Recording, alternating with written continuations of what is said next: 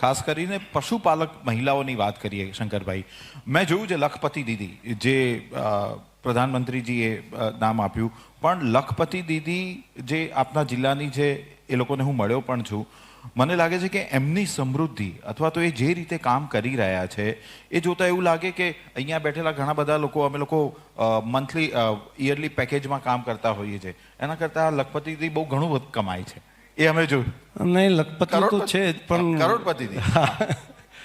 હા, એ હું કહી શકું, પરંતુ લખપતિ તો મોટા ભાગે છે, બહુ દરેક બહેનો કદાચ થઈ ગઈ છે મોટા ભાગે, પરંતુ કરોડપતિ પણ ઘણી બધી બહેનો છે, પરંતુ મહેનત બહુ કરે છે, બહુ પુરુષાર્થ કરે છે. અને પુરુષાર્થ કરીને કરોડ, 2 કરોડ, 3 કરોડ રૂપિયા પણ કમાતી બહેનો છે વર્ષના, પરંતુ એની મહેનત પણ એટલી બધી છે અને હજુ વધારે થશે. મને હમણાં આઈએસ અધિકારીઓની એક ટીમ આવી હતી ત્યાંથી, ભારત સરકારની, તો એ લોકોએ કહ્યું કે અમને પણ એવું લાગે છે કે બનાસકાંઠામાં આવીને તબેલો બનાવી દઈએ.